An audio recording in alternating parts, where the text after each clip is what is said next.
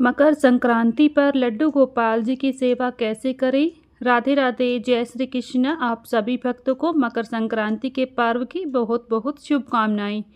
तो आज की इस वीडियो में हम सभी जानेंगे मकर संक्रांति के शुभ अवसर पर लड्डू गोपाल जी की सेवा कैसे करें, लड्डू गोपाल जी को स्नान कैसे कराएं, भोग क्या लगाएं, साथ ही भोग में आपको कौन सी चीज़ों का विशेष रूप से इस दिन भोग लगाना चाहिए। संपूर्ण जानकारी आज की इस वीडियो में आप सभी पाएंगे। वीडियो में आप सभी अंत तक जरूर बने रहें और अच्छी लगे तो प्लीज़ लाइक शेयर ज़रूर से कर दें। चैनल पर अगर नई है तो चैनल को भी सब्सक्राइब कर लें। तो देखिए, मकर संक्रांति का जो पर्व है हमारे हिंदू धर्म में बेहद ही खास और पवित्र माना जाता है, क्योंकि ये साल 2026 का पहला त्यौहार भी है, इसलिए और भी अधिक इसका महत्व बढ़ जाता है।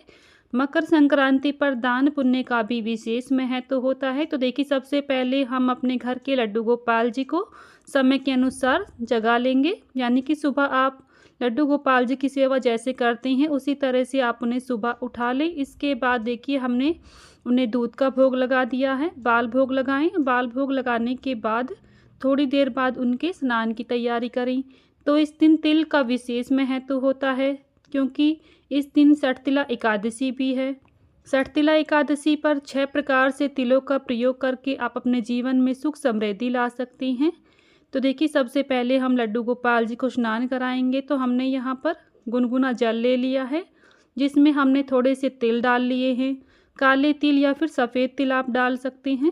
स्वास्तिक बना लिया है, साथ ही तिल और तुलसी पत्र हमने रख दिया है। इसके बाद देखिए, हमने दूध से अभिषेक किया, जिसकी क्लिप यहाँ से स्किप हो गई थी। जब हमने लड्डू गोपाल जी का दूध से अभिषेक किया तो यहाँ से वीडियो थोड़ी सी कट हो गई थी। तो देखिए, यहाँ पर दूध से अभिषेक करने के बाद तिल मिश्रित जल से लड्डू गोपाल जी को स्नान कराएंगे। सर्दियाँ हैं तो हम पंचामृत से लड्डू गोपाल जी को स्नान नहीं कराएंगे। आप इस दिन कच्चे दूध से लड्डू गोपाल जी को स्नान करा सकती हैं। आपके घर में जो भी विग्रह हैं, जैसे शालिग्राम जी हैं, शिवलिंग हैं, जो भी विग्रह धातु के रूप में हैं, उन्हें आप इस दिन दूध से अभिषेक जरूर करें।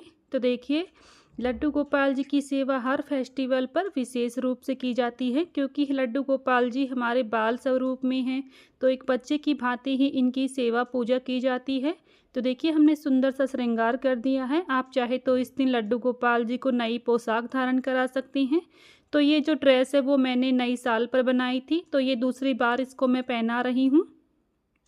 इसके बाद देखिए, माघ का महीना चल रहा है, तो मैं यहाँ पर तुलसी का दीपदान कर रही हूँ। तुलसी दीपदान के लिए आप घी का दीपक जला सकती हैं, या फिर आप तिल का तेल इस दिन ज़रूर से जलाएं, क्योंकि इस दिन तिलों का विशेष रूप से महत्व बताया गया है। तिल डालकर ही आप इस दिन स्नान करें, गंगा जल डालकर स्नान करें।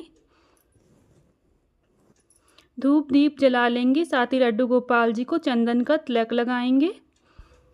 इसके बाद थोड़े से तिल लड्डू गोपाल जी को समर्पित कर देंगे, साथ ही हम दीपक में भी थोड़े से तिल डाल लेंगे। तो देखिए, तिलों से भगवान जी का पूजन करेंगे। आप चाहे तो पुष्प भी लड्डू गोपाल जी को समर्पित कर सकती हैं, अगर पुष्प हैं तो उनसे सेवा कर सकती हैं।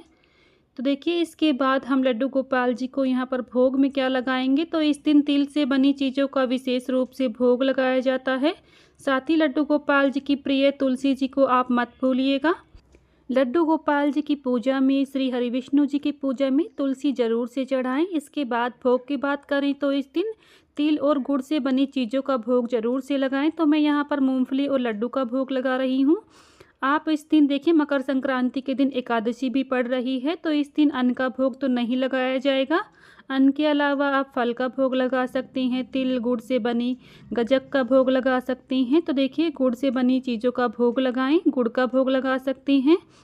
तो देखिए, मकर संक्रांति के दिन खिचड़ी का भोग जरूर लगाया जाता है भगवान को, लेकिन इस बार सठतिला एकादशी मकर संक्रांति दोनों ही एक साथ है, तो इस दिन ना ही खिचड़ी का भोग लगाया जाएगा और ना ही खिचड़ी का दान दिया जाएगा। इसके अलावा आप इस दिन गर्म कंबल, ऊनी वस्त्रों का दान दे सकते हैं, गुड़ और तिलों का दान कर सकती हैं। साथ ही आप इस दिन घी का दान कर सकते हैं। घी का दान करने से आरोग्य की प्राप्ति होती है। तो देखिए, इस दिन पतंगबाजी होती है, पतंग उड़ाई जाती है। साथ ही देखिए, हमने भी लड्डू गोपाल जी के लिए प्यारी प्यारी पतंग बनाई हैं।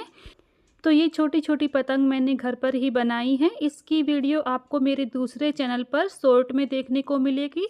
तो मेरा एक और चैनल है, उसको भी आप सभी ज़रूर से सब्सक्राइब कर लीजिएगा।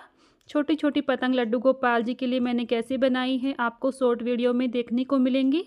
तो देखिए, इस दिन बाल स्वरूप में हमारे लड्डू गोपाल जी हैं, तो इनके लिए आप इस तरह से पतंग बना सकती हैं या फिर मार्केट से भी ला सकती हैं। तो देखिए, मकर संक्रांति के दिन इस तरह से आप भी अपने घर के लड्डू गोपाल जी की सेवा करें। साथ ही इस दिन स्नान दान का भी विशेष महत्व होता है। पतंगबाजी, त्योहारिक व्यंजन बनाए जाते हैं। पारिवारिक मेलजोल से इस पर्व का और भी अधिक महत्व बढ़ जाता है। इस दिन पवित्र नदियों में स्नान करना, सूर्यदेव को जल अर्पित करना अत्यंत शुभ माना जाता है। तो अपने दिन की शुरुआत स्नान आदि करने के बाद सूर्यदेव को जल अर्पित करने से करें। साथ ही तिल, गुड़, गर्म कपड़े, कंबल, अन्न दान विशेष रूप से महत्व रखता है। ऐसा माना जाता है कि इन पुण्य कर्मों से व्यक्ति को पुण्य प्राप्त होता है। साथ ही पितृ तृप्ति भी होती है, पितृ दोष से छुटकारा मिलता है। मकर संक्रांति के दिन अपने सामर्थ्य के अनुसार दान जरूर करें। साथ ही अपने घर में विराजमान लड्डू गोपाल जी की सेवा मकर संक्रांति पर आप इस प्रकार से कर सकती हैं।